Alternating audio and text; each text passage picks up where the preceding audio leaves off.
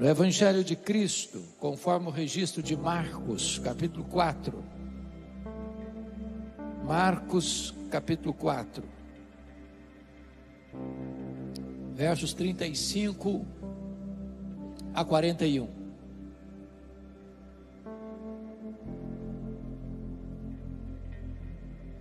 Marcos 4, 35 a 41. Lido o texto, por favor, não feche a sua Bíblia. Eu preciso que você acompanhe comigo esta exposição. Eu estou usando a versão revista e atualizada, e diz assim: naquele dia, sendo já tarde, disse-lhes Jesus: passemos para outra margem. E eles, despedindo a multidão, o levaram assim como estava no barco, e outros barcos o seguiam. Ora, levantou-se grande temporal de vento, e as ondas se arremessavam contra o barco, de modo que o mesmo já estava a encher-se de água. E Jesus estava na popa, dormindo sobre o travesseiro.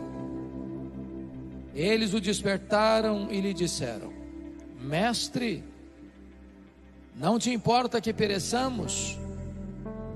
E ele, despertando, repreendeu o vento e disse ao mar: acalma-te, emudece. O vento se aquietou e fez-se grande bonança. Então lhes disse: por que sois assim tímidos? Como é que não tendes fé? E eles, possuídos de grande temor, diziam uns aos outros: quem é este, que até o vento e o mar lhe obedecem? Amém? Eu quero tratar com vocês hoje sobre o tema: não desanime, Jesus está no controle. E à guisa de introdução, eu quero fazer 4 declarações. A primeira delas é que as tempestades da vida existem e elas são inevitáveis. Ninguém passa pela vida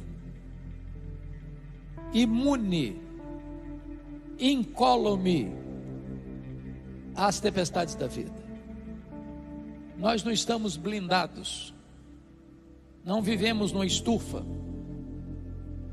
As tempestades chegam democraticamente para todos, homens e mulheres, velhos e jovens, crianças e adolescentes, grandes e pequenos, ricos e pobres, doutores e analfabetos, crentes e descrentes.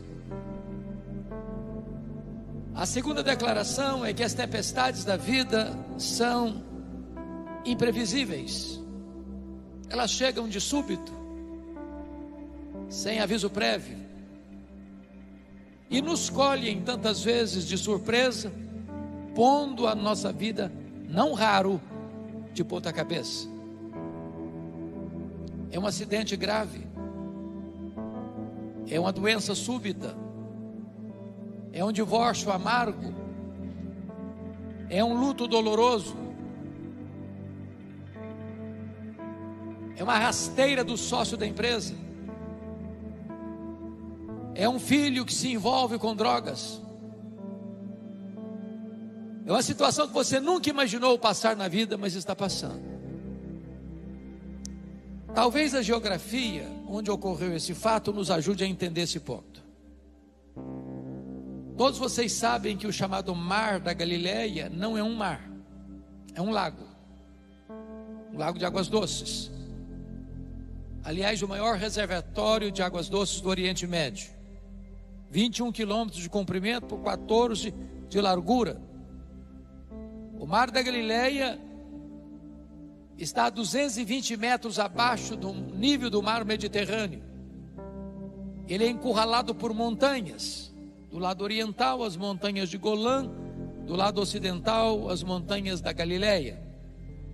No extremo norte de Israel, não muito distante dali, está o monte mais alto do país, o Monte Hermon, cujo cimo sempre fica coberto de gelo. Ali ocorre um fenômeno ocasionalmente. Às vezes os ventos gelados descem do Monte Hermon e, encurralados pelos montes, batem na superfície desse lago. Às vezes sol a pino e começa uma tempestade de vento inesperadamente. Muito provavelmente foi isso que ocorreu, porque está escrito: naquele dia, sendo já tarde, disse-lhe Jesus: passemos para outra margem. Certamente não havia nenhum sinal de tempestade. O percurso é muito curto, não demora 1 hora para atravessar, porque estão falando da região norte do lago. E de repente, enquanto navegam, a tempestade chega. É assim na vida. É um dia comum como qualquer outro. Quando um fato acontece que pode mudar a sua história, porque as tempestades são imprevisíveis. Mas a terceira declaração é que as tempestades são também inadministráveis, tantas vezes. Aquilo que parece tão comum e doméstico fica estranho,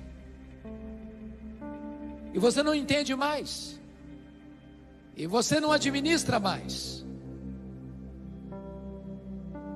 De repente, aquilo que você sabia lidar com tanta habilidade, você não consegue lidar mais. Eu fico imaginando que pelo menos 4 daqueles discípulos eram pescadores. A maioria deles tinha nascido ao redor desse lago, conheciam cada metro deste lago. Certamente eles já tinham enfrentado outras tempestades navegando por esse mar e resolvido o problema, mas agora não conseguem. O mar está revolto, o vento é furioso, o barco está rodopiando no meio do mar, a morte está mostrando para eles a sua carranca, e eles usam todo o seu conhecimento, e eles empregam toda a sua experiência,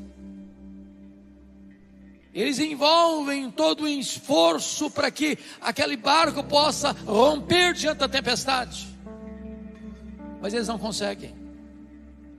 É assim também na vida.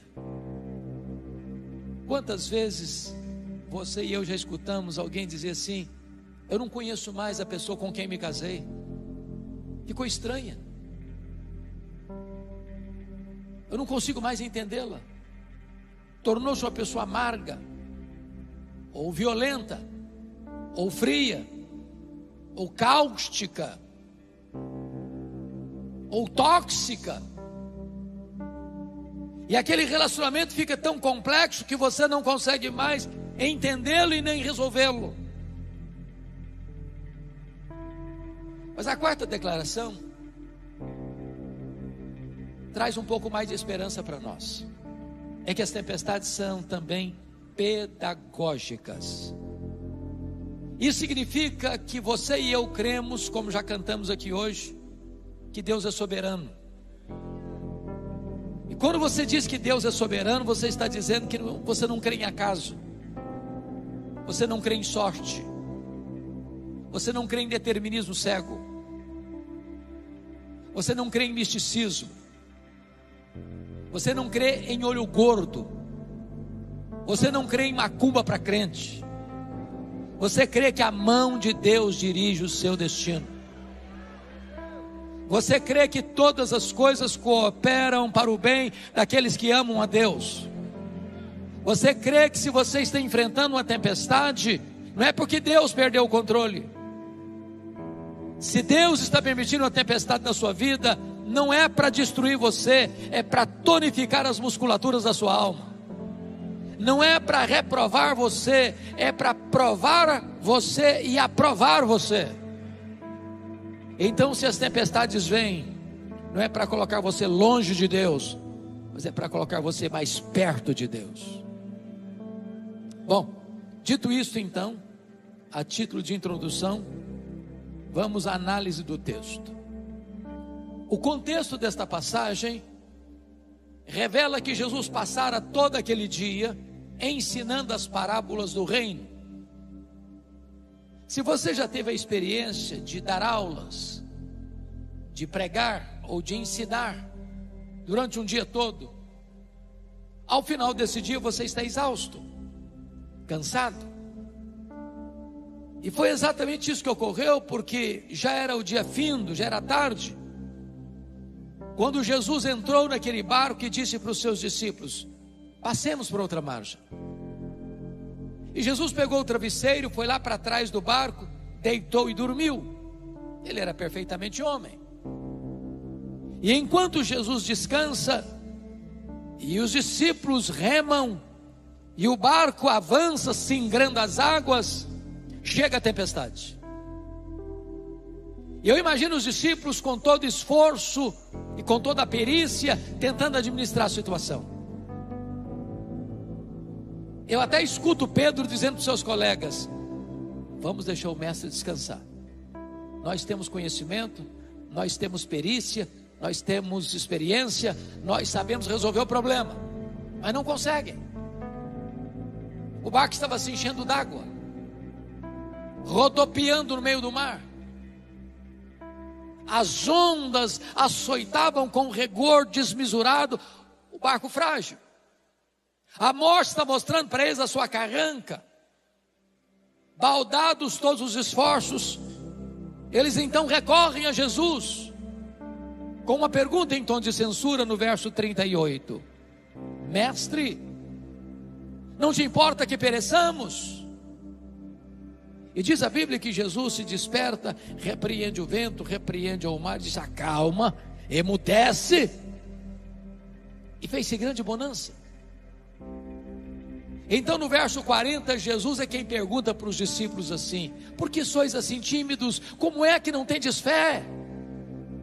E eles se entreolham, tomados de grande espanto e reverência, diante de um milagre tão extraordinário, e perguntam uns para os outros: quem é este, que até o vento e o mar lhe obedecem? Se vocês notaram comigo, esta passagem é regida por 3 perguntas. A primeira pergunta é a pergunta dos discípulos a Jesus, no verso 38: Mestre, não te importa que pereçamos? A segunda pergunta é de Jesus para os discípulos, no verso 40: por que sois assim tímidos? Como é que não tendes fé? E a terceira pergunta no verso 41, entre os discípulos: quem é este que até o vento e o mar lhe obedecem?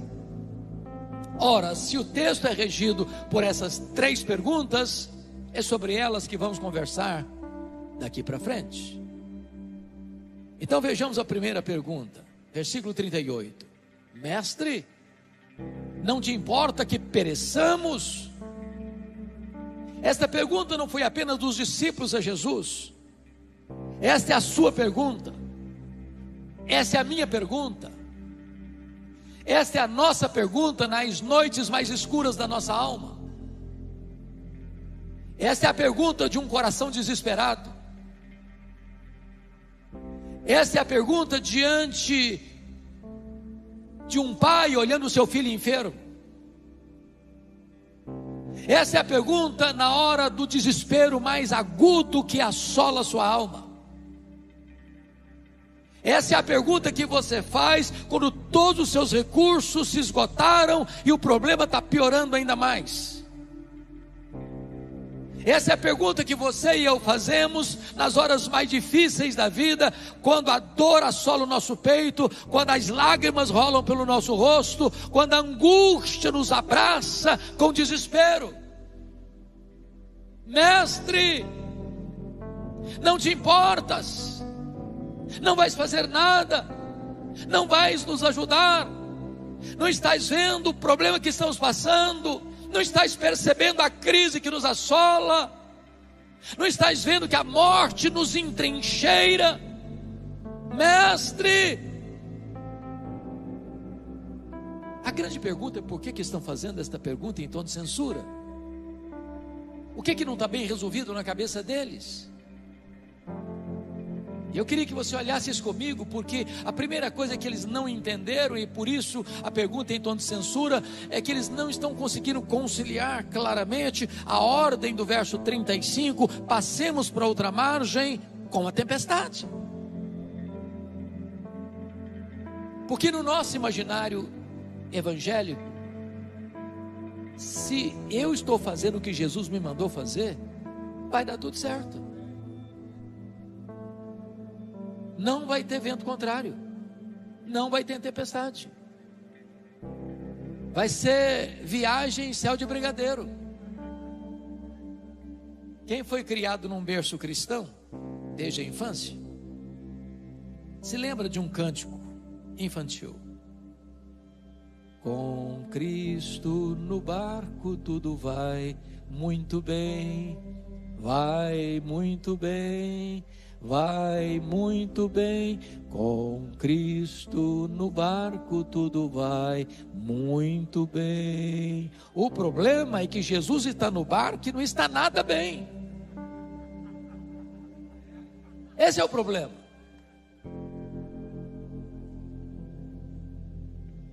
Entender a tempestade que Deus mandou atrás do profeta Jonas é fácil. Ele estava numa rota de desobediência, e Deus mandou a tempestade atrás dele para trazê-lo de volta. Então deixa eu dizer uma coisa a você nessa noite: se você é um crente desviado, Deus vai mandar a tempestade atrás de você, não para destruir você, para trazer você de volta. Agora, como entender que você está fazendo a vontade de Deus? Você é um crente piedoso, cheio do Espírito Santo, dizimista fiel, ofertante generoso, comprometido com Deus, envolvido com a obra de Deus, obedecendo a um mandato de Deus, está enfrentando uma baita de uma tempestade na vida.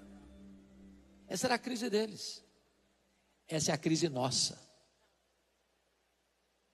Mas o que não estava também bem resolvido no coração deles?